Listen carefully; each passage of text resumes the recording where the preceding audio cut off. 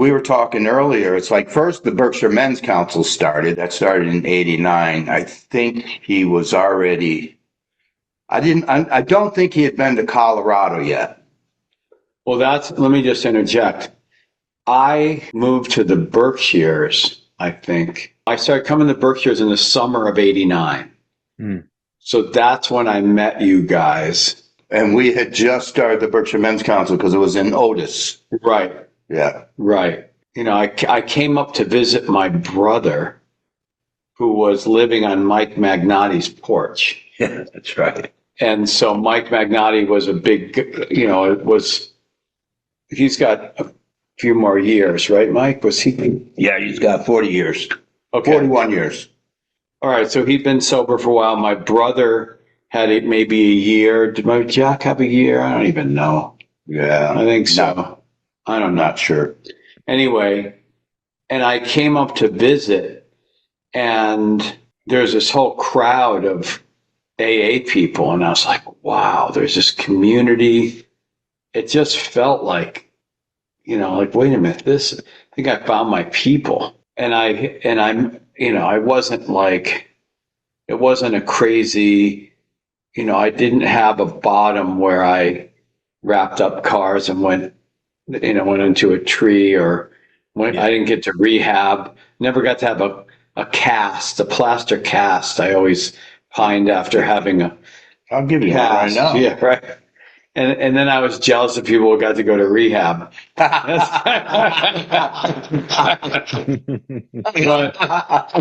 yeah, these thoughts is. Yeah.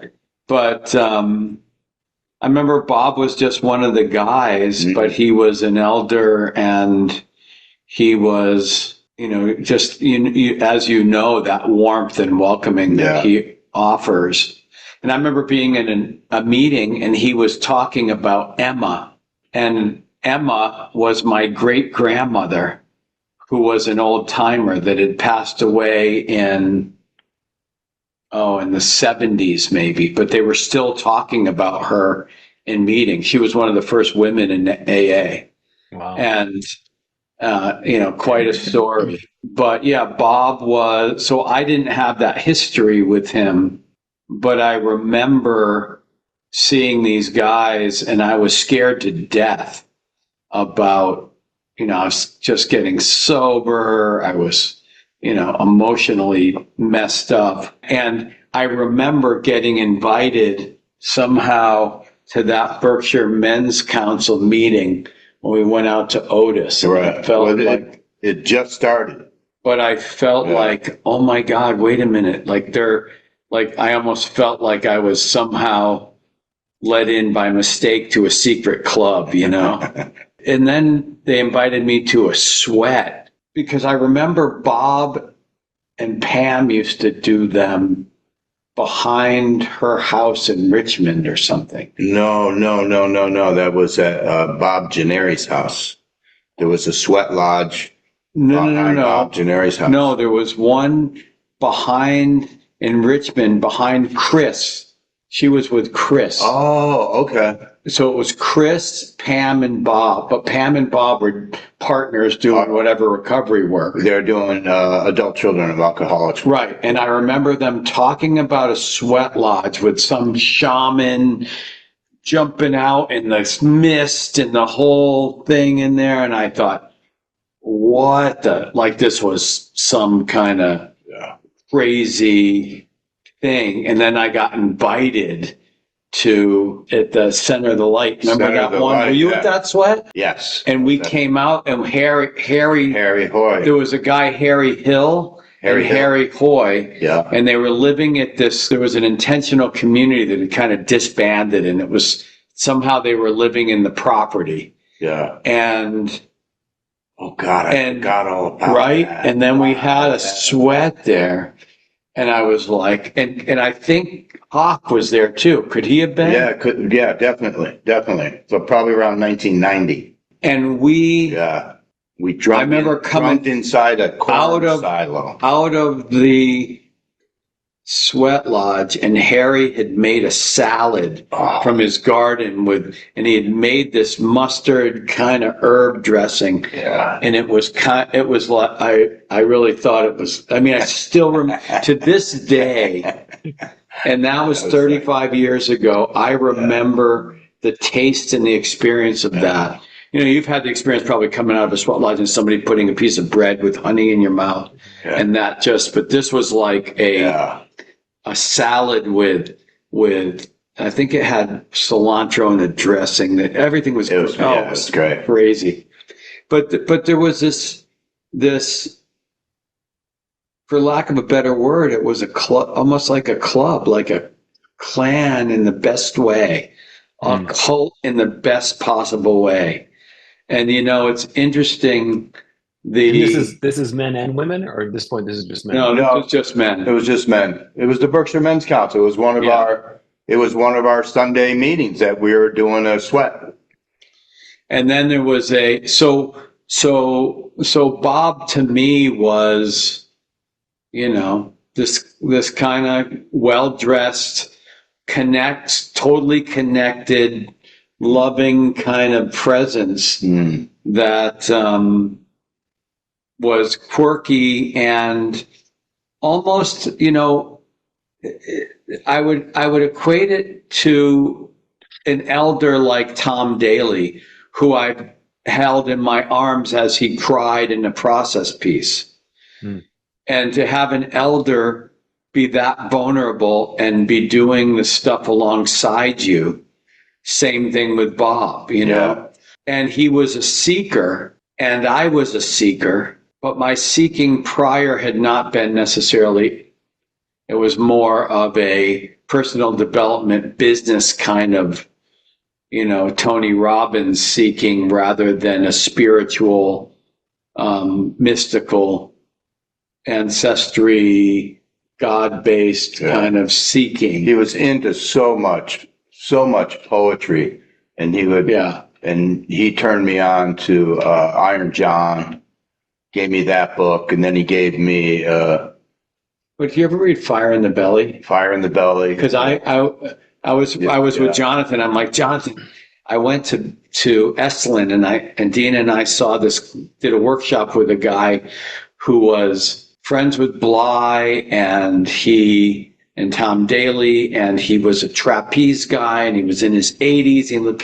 And I could not remember for the life of me his name. And I was Googling trapeze, Esalen, Napa Valley, like trying to come up with the name, and it wouldn't. And then about 15 minutes later, I was swimming, and the name, it was Sam Keen. Sam Keen, sure. Yeah, and that popped into my head, and I was like, oh my God, you know. Yeah. But Bob was very connected with that stuff. He gave me my Rag and Bone Shop of the Heart that I still carry around with me everywhere. That copy came from Bob. And when he gave it to me, he opened it up to Juan Ramon Jimenez, I Am Not I. And he said to read that poem. That poem is about you. And then I remember, then he gave me a cassette. And I heard Robert Bly read that poem. I cannot read that poem without hearing Robert Bly go, I am not. We're in another time now. We're leaving this place now. Actually, the last time I saw Bly, Bob and I went to Mentone and met Jeffrey in Alabama, and Jeffrey had brought Robert Bly, who was losing his mind and could only go. Jeffrey actually went to his house and picked him up from his wife and escorted him and stayed with him. And I brought Bob, and Bob and I stayed we found an Airbnb cabin, and we went to and attended this group when Jeffrey was sitting up there with Bly, and it was pretty amazing. Started with you guys. We talked. You and Bob went to a workshop. We went Healing to Your Fathers. It was called Healing Your Fathers. So it was like 1990. Because I was with Nancy and she came. We all went together, and it was on Walden Pond. And this guy was, David Whitehead was the guy's name. Grieving Our Fathers, that was the name of it. And that's where I met Don Cox for the second time. And David Whitehead was like, he was just fired up about everybody that was there. When you go home, start a men's group. Right. It's important that you do this work. And when we drove home, it's all Bob would talk about. I think before that happened, he had already been to Sapphire Canyon, where he went. Did he? No, I think it was that thing. And then he was reading in Wingspan, which was a men's group publication, and saw an ad for the Men's Council Project, MCP, which was Tom Daly and Keith and Jeffrey, or Tom Daly and Jeffrey. Keith then with them a few years later, and he went to Sapphire Canyon and did a retreat. And that was it. The first, is that when Bob Carell died in his arms? Was that the first time? That was the first time. That was his first time going to Sapphire Canyon, the 10-dayer. And he met Jeffrey, and he said to Jeffrey, "Do you know anywhere where I can get a massage?" And Jeffrey said, "Yes, I do that." Mm-hmm. So he went up to Jeffrey's in El Duro, and that was the beginning of that relationship. So then the first camp was spring of 92. Right. And that was at High Rock. Yeah. And Bob... It was going to be a one-time thing. Yeah. Yeah. And Bob did all the registration, got Jeffrey here, and did the whole thing and invited us to that. I think there was 17 guys. Yeah. And that was incredible. So he met Jeffrey and then and said, "Hey, can we do something? And will you come out?" Yeah. Yes. He asked Jeffrey. Jeffrey had gone to Sapphire Canyon and done that with Jeffrey. And I think at that point, Jeffrey also maybe had been doing the Men, Wilderness, and Soul. Yeah. Which Bob then also went to. Yeah. In the Boundary Waters. Right. I don't know anybody else that did that. No, Bob was going everywhere. Everywhere. Yeah, I regret not doing that, and I regret not doing the School of Lost Borders. We did the spring one, and then everybody kept talking about, when are we going to do the next one? When are we going to do the next one? Can I ask about the first one? Like, you did a sweat lodge, and like, what was that weekend like? Sweat lodge. We did the dance. One of the things that I did was I had a spreadsheet with everybody everybody who had attended. I have that. And we would read the names of all the attendees to bring them in. Yeah. In the beginning. Then it got too many. It was, it was hundreds. High end. But it was really, Yeah. That would be fun to do. I gave my whole photo album to Tallheart. He has all the photos from all the camps. So then we started to have, we had to have the second one. But there was no availability at High Rock. Oh. So we went to Otis Ridge, the ski place. Yeah, I know. So that was going to be in the spring. The first one was 92 in the fall. Spring of 93 was at Otis Ridge. And then when we got up there was still snow on the ground. It was pretty deep. And there was a teepee there. So what we did was we strung canvas and made the teepee our sweat lodge. And there was just one building. I think there might have been 2 buildings that we slept in. Yeah, it was an amazing sweat. I just remember it was hot as hell. Everybody was cooking in it. And when we came out, it was a full moon. No, here's the deal. And I remember the guys standing. When I came out, my hand went in the fire pit. Oh, right. Yeah, you burned your hand. Burned my crawling hand. Around. But Mike crawled around. Yeah. And he put his hand on the rocks. But when I came out, there was like 4 guys standing with their hands up in the air like this. And just nothing but steam coming off of their bodies. It was like, oh my So God. that's when the T-shirt, the logo that we have with the teepee and the guys around. That's where that came from. So there was about, I don't know, 3 feet of snow on the ground. Yeah. So we shoveled the path out, and we shoveled about a 10-foot or 12-foot circle. Then we shoveled out the teepee, and we put tarps on the inside and tarps, and we used the teepee that was there to make the sweat lodge. But the ground was just, we had shoveled down to the frozen Wow. ground. And there was a huge fire, and the fire melted the snow in its periphery. Mhm. So there was about 2 inches of ice water. And at that point, you had to Your nuts were freezing. you had to walk around the fire 3 times before you could go in. There was no shortcuts. There was no it was like Jeffrey held this thing like, you just didn't even think to not follow instructions because you'd get struck down by freaking lightning or something, right? Yeah. I remember how cold and numb my feet were, Oh yeah. and then going in that thing. And that was quite a sweat lodge. And Yeah. and there was also the trial and error of food. I think the first time we had lasagnas in that thing, remember, and the Yeah. ovens didn't heat up, and it was a Yeah, whole. the one at Otis Ridge, the oven the door kept popping open. It was like But it took us a while to dial, a few years to dial in the simple, easy menu that was wholesome and kind of met all the dietary restrictions and was economical and,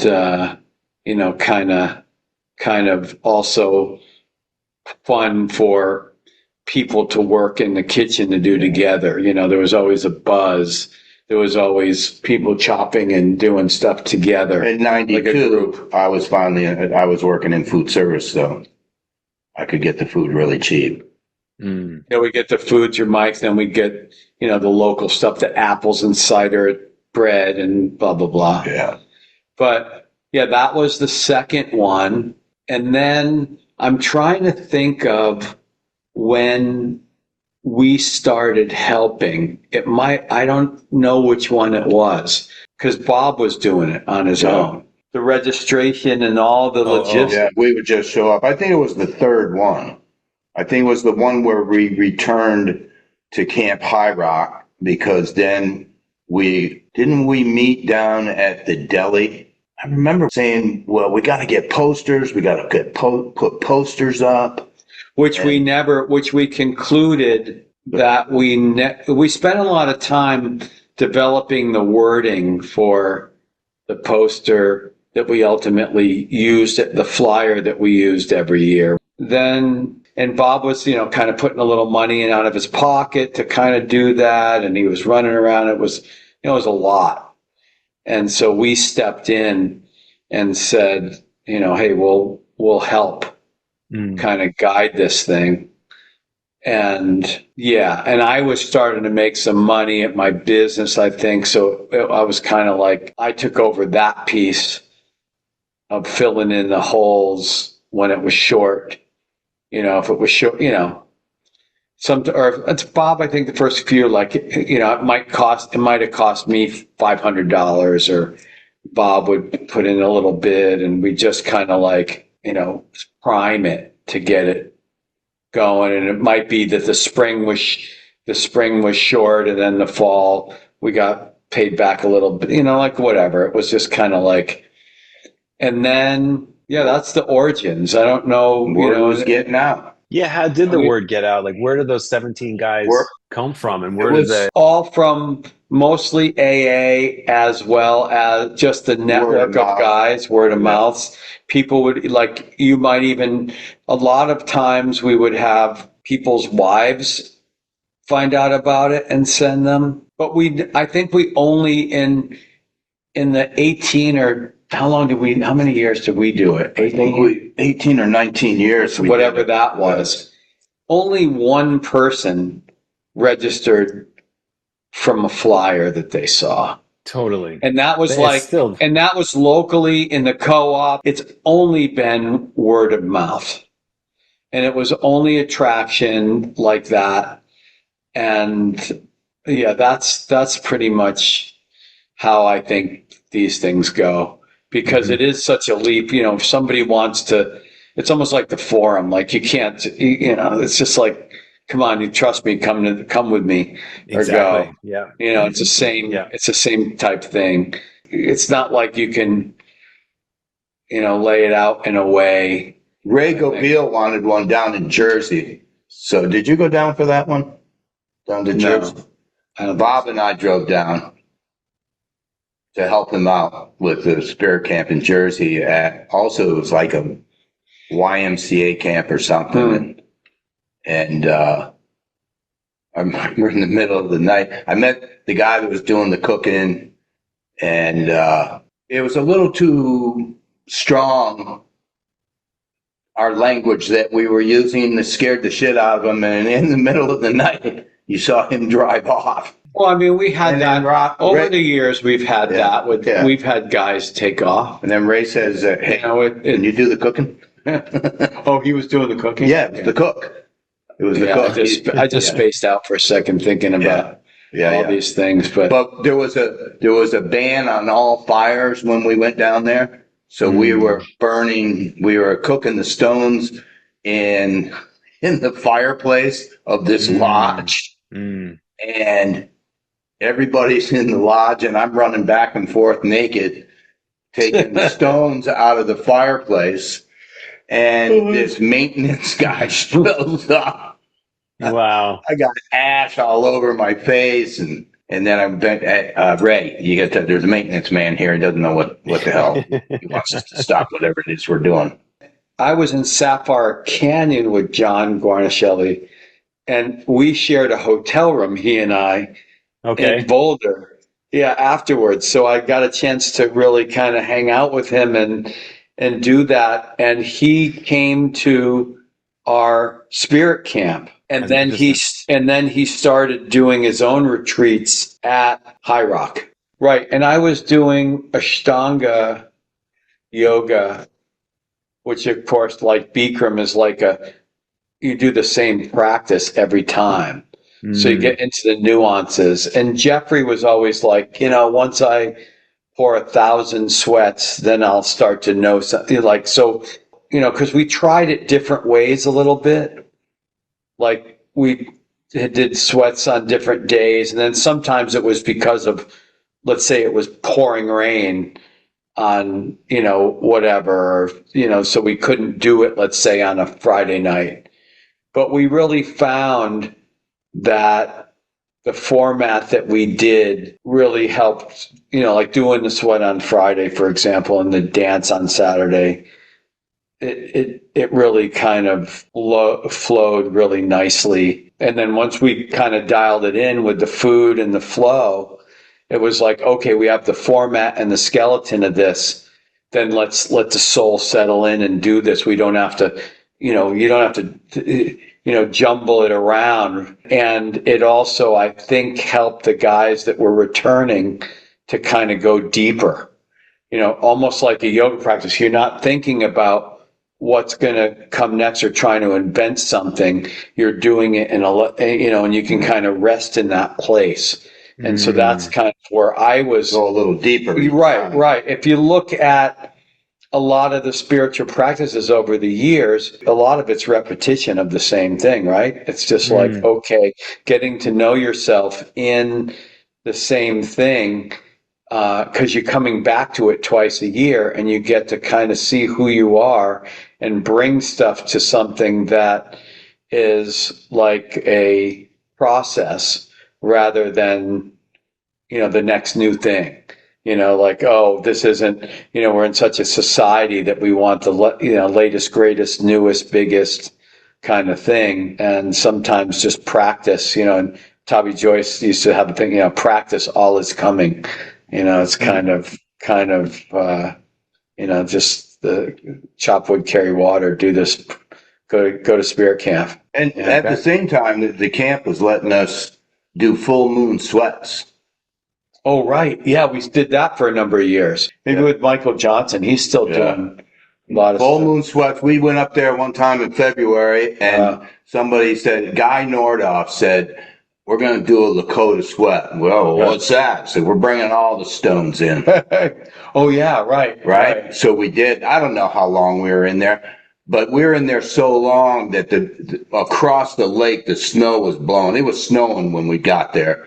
It was snowing. We put our clothes, covered them up with a towel. Oh, yeah, a tarp. Yeah, I remember that. Yeah. Right. And then when we came out, snow drifts everywhere. We were just digging everything out, but we could go into the lodge. They let us use Bear Rock Lodge when we would do full moon sweats, and they would let us use Bear Rock Lodge just to go in there to warm up and bring some food up there, and we'd have something to eat, and that was powerful. That was the iteration. And then at some point, Bob was saying he was done. Like, I'm not, this is going to, I'm kind of done with this. And then, the Mike and Bob and I sat down and we said, we're going to kind of pass this on, and I was thinking about that, and I was thinking about how we did it and how easy and fun it was, even though sometimes it was almost like spirit camp where I go, I'd much rather stay home and hang out with Dina and watch TV and do stuff and play music. But, I dragged myself up. So it was the same. Sometimes it'd be like, oh man, we got to do this again. We got to rally the troops and go through the motions and do this whole thing. And then it was time almost, but it was very, trying to follow Jeffrey's piece. Wait, we did some without Jeffrey? Right? Yeah. And strong opening, strong close, following the format, and it was very democratic. And we always yielded to Bob's. It was everybody was about what the other person might, what's best for the group, what's best for, and, can we pay these guys? Can we pay Brandon and Jonathan? Can we pay, like it was, are we taking care of stuff? It wasn't ours. We served it. It was a cool thing. Mm-hmm. It was really impactful and so many of us, it forged our lives. And I think it really made us into men that are, like between that and AA, but it filled all the ritual work. It's all the ritual work that happened. Right. That just blew my mind all the time. The first time Jeffrey did a ritual for a young man coming into, that I just wept for the rest of the day to watch that happen. I remember doing that when they did that in Colorado, Sapphire, and seeing it. Oh, or maybe it wasn't a spirit camp, and looking at guys' eyes and seeing the grief from everybody. And then we decided the next time to do one for not just the 18-year-olds and 17-year-olds and 21-year-olds, but for for the 30-year-olds and 35-year-olds and 38-year-olds, and that just had never. We were like, wait a minute, what about us? Yeah, because I was in my early 30s. I remember having that happen I did that in Colorado, in the canyon, and just my body started to tremble. It was pretty powerful doing that work. Yeah, having those rituals. Yeah. All the stuff, the honey grease that we do today. Yeah, it's spirit camp. It's everything I've learned from Bob. Yeah. Everything. It's all ritual work, and we tell that to the people. They don't know anything until the day they get there. And the first ritual is smudging, and then we tell them in the opening circle, from this moment until our last ritual is nothing but ritual. Everything. It's all ritual. And we drum with them. Yeah. We sage, we tell poetry, we sing. But it's all, we write, we burn stuff, we go over thresholds. I got the record for eye rolls when Bob first started to introduce me to all this stuff. It's like, oh, what is this old man getting me into now? You know? And yeah, and it's just, he was always right. Mm. He was always right. You know, he started working for Ron, like, oh my God, 20 years ago. He did? Yeah, he was just He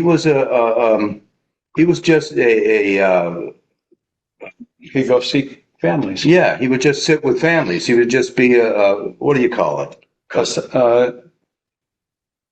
Not a coach or counselor. Yeah, just, you know, some Customer care liaison. yeah, just, you know, tell him, you know, just to chat with him and read poetry and do stuff like that. And Bob said to me like years ago, he said, Michael, this is cut right for you. You should be doing this work. And I was like, I remember you told you me know, that, yeah. wait, what was the name of that, his place in Pittsfield? The coffee shop, Bev's or some woman's Dottie's coffee shop. Dottie. We were sitting, yeah, you know it. So we were sitting there having a latte, and I just leaned into him. I was like, Bob, that's grief, that's death. I don't want to do any of that. I don't want to dance in that on a daily basis. And crippled people freak me out because I don't know where to look.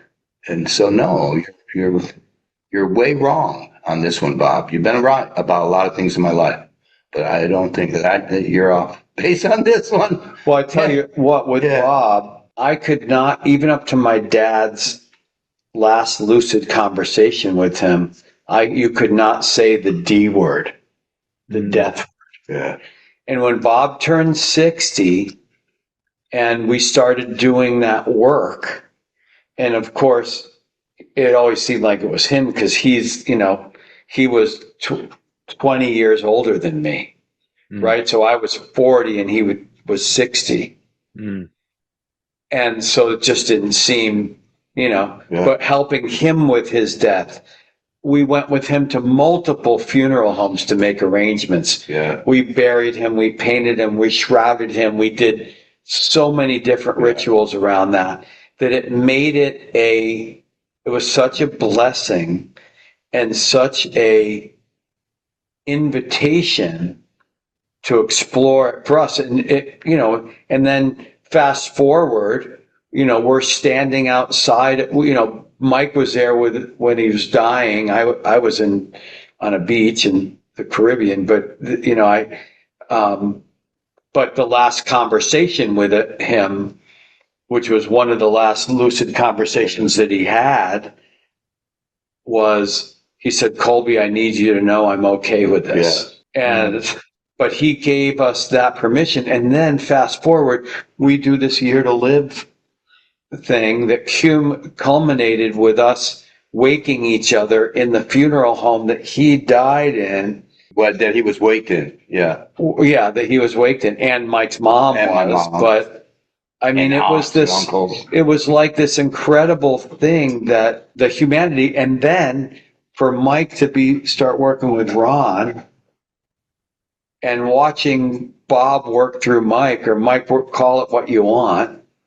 It's almost uncanny what Mike does that's so similar to Bob, going in and disarming the interventions that Bob did. Mike going into these houses and doing these things, hot towel shades with ALS veterans, you know, going into these houses, new client, people dying, families of people dying, and then us taking that work and doing these honey grief weekends. And now we're going to do one at the Juan Dharma Buddhist Center, independent of CCALS.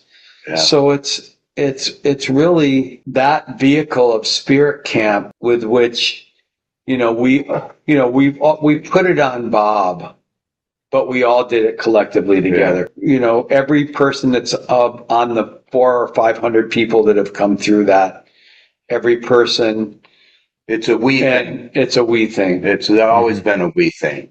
And the as I like to say it, I remember years ago listening to a tape about a cat getting kicked and about how it was a guy getting up and getting cut off, and that guy got cut off, and then he went this and he did work and he had a bad day at the office and he yelled at this one and the secretary came home and, like this tag team of frustration.